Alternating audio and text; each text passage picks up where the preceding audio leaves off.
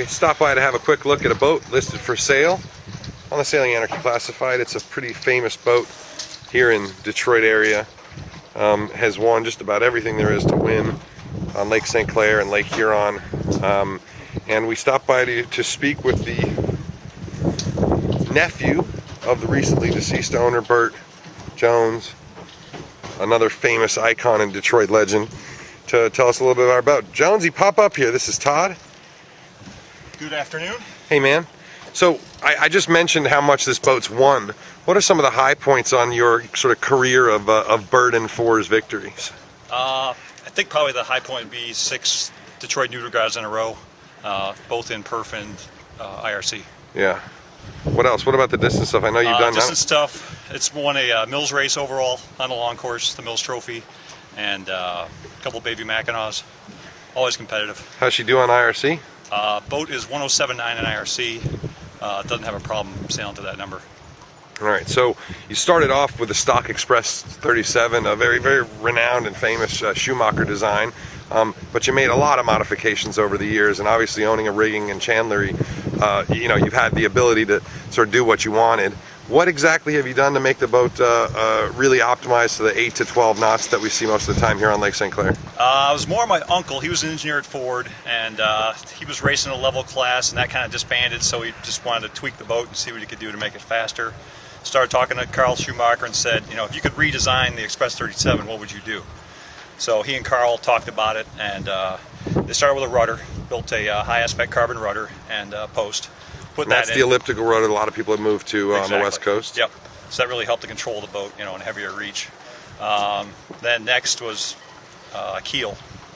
So Carl designed a new keel, high aspect fin with a bulb.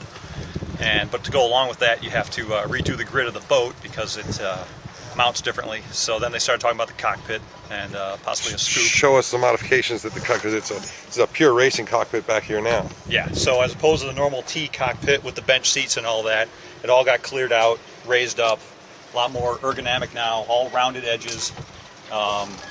It also fits well with the interior. They want to keep the, you know, it's got the stock interiors, so they want to work with that. And it's just a much better racing cockpit now. It's really efficient. But along with the carbon rig came runners and check stays. So where'd you get the rig off of? The rig was built custom for this boat by Composite Engineering, Ted Really? Van Dusen, Wow. out east.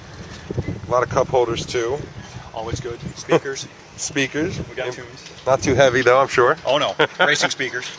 So you see, you've got checks and runners, as well as a regular backmast, and that's hydraulic. Topmast is hydraulic. Top mast backstay. You know, in IRC, you get a little penalty for all those controls on the mast, but it's a very light rig. It's a woven design. My uncle was mid-70s when he bought it, and he used to walk around the club carrying the mast by himself, the tube. And he wasn't a big guy either. All the competitors were like, what the heck, was that thing weigh, 50 pounds? I was like, a little more than that, but you know, why don't you come pick it up? So he was very proud of the weight of the mast.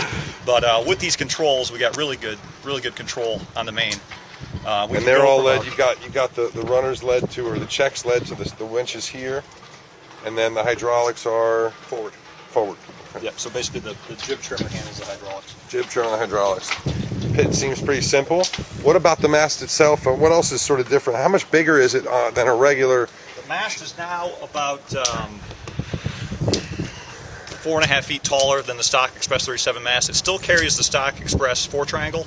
I mean, Carl's idea when he designed the original boat was a masthead fractional, high, you know, powerful main with a smaller 4 triangle to make the boat easier to sail. But along with the taller mast, we've also gone to masthead kites, which are the Frac FAR 40 kites. So the good thing is they're inexpensive, and because we like to abuse them. We've had the half ounce up in 35 knots this year, and the boat handles it just fine. That's great. You got a long carbon pole as well. Yep. We also have a stock perf pole in carbon. We got a carbon jockey strut, and we've got all the old fractional kites now, but the stock Express 37 kites. Those are for pussies, huh? Exactly. And then also you've got a bowsprit. I know you're doing some work on the pulpit, but you've got a bowsprit that was just recently put on? Yep. Is that just to make jibes easier for no? Not at all. We carry in IRC, you can put a prod on the same length as the pole without penalty. So we added the prod and built a masthead code 0 for it. So, the boat's weakness before was reaching against the bigger boats because it is pretty fast rating for a boat this size, and we'd solve that problem. So we've got a ton of horsepower on a close reach now.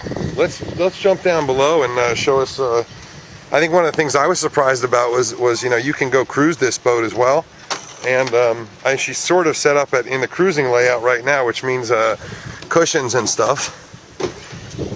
But show us around here. How's your lighting? Good. Okay.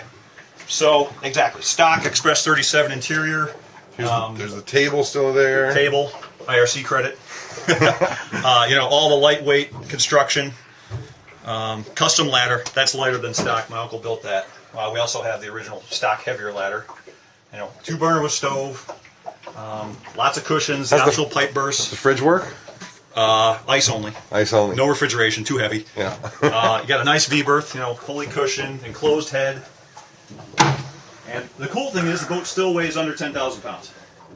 Which is something a lot of 40-footers struggle to do nowadays anyways. So yeah, downwind speed is not an issue for us. With the added water line from the scoop and the masthead kites, she really likes to go. But this all comes out to be a hose out bow area. Correct. Yeah, it's So- typically a sail locker, that kind of thing.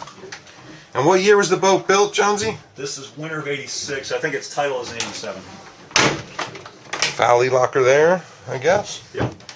Obviously these fold up out of the way. Yeah. And then the back also becomes a whole big sleeping area. Other cushion which joins the two settees behind the engine compartment, so you get a whole nother sleeping area. And this boat's been in freshwater her whole life? Freshwater forever.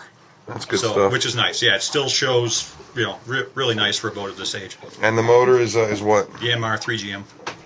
Just got tuned up, went through the whole fuel system, runs like a champ. Let's have a seat for a second here. Let's what about I know you got I know you got tons of gear that goes along with the boat. Yep. I mean I can see I know you have Gucci sheets everywhere, and obviously you make a lot of those at your shop at Thomas Hardware. Yep, everything's tapered, custom, Dyneema chafe covered, ultralight. My uncle always looked at it and said, that's never going to work, it's going to break. Well, it hasn't yet. What about the sail inventory, Todd? Sail inventory, carbon, quantum fusion Genoa, carbon and Kevlar quantum fusion main. Number 2 is a Technora. Number 3 is a UK Kevlar tape drive. Number 4 is beautiful. It's a Banks Kevlar. Looks brand new. We had it up in Mackinac a couple years ago. Really nice sail. How about- Storm sails and staysail and all the other sort of stuff. What about the kites? Kites, we've got 4 mastheads. We've got 3 quantum runners off the FAR 40, and then we've got the custom Code Zero we built this year. So pretty complete for anybody to go in and start competing. You've spent a lot of time on this boat at sea on the lakes for days and days at a time. How is she offshore? Is good ergonomics for the crew? Is it easy to cook a meal on the burners? Yep. You got the gimbaled stove. We always have stuff frozen, cook it in the oven. It's got a CNG tank which will last us probably a good 10 days. No, it's good with the pipe bursts, and all the bunks have lee cloths, of course, and you can get 4 guys down here on the high side sleeping no problem.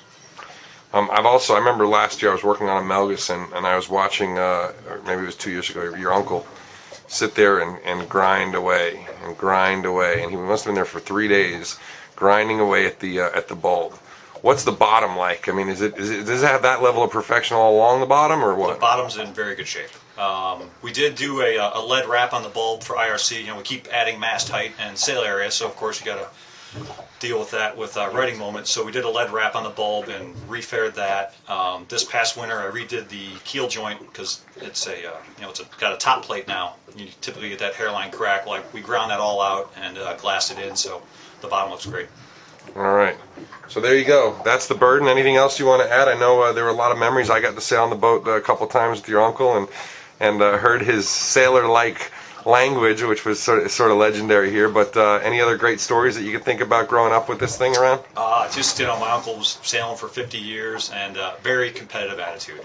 If you weren't trying your best to win, even the last 2 minutes of a race, he would kick your ass. And I just remember one time we're sailing along, finishing a Mackinac, and some of the crew had snuck some beers on board. So it's Monday morning, they're cracking beers on the rail.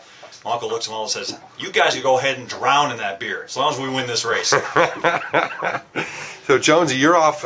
You're off in a couple days for the Swan Worlds. Yep, going to sail on Blue Nights in Sardinia. Looking Right forward on. to it. That's a Finnish boat, isn't it? Yes. Okay. Taya Ekegren's the owner. That's right, Taya. She's the giant Norton, the Yep. giant Scandinavian, Yep. 6'3" or something Wonderful like that. lady, though. Very Yeah, nice. yeah, Can't no, wait. I hear. And you're obviously a very competitive sailor. Melgus 32s, 24s, all the big classes. If your aunt didn't have to sell the boat, would you like to keep this boat and race her? I'd keep this boat for sure. Really? We've got a great core group, and we love sailing it, and we push it as hard as we can. We've had great success, and it's always nice to continue that kind of thing. All right. Well, there you go. 69,000. I think you advertised for. Out the So door. Take it all. scoop her up. I'm sure Jonesy will help make a deal to get it to wherever you need it, and he knows those kind of people. And good luck, brother. Thank you. All right.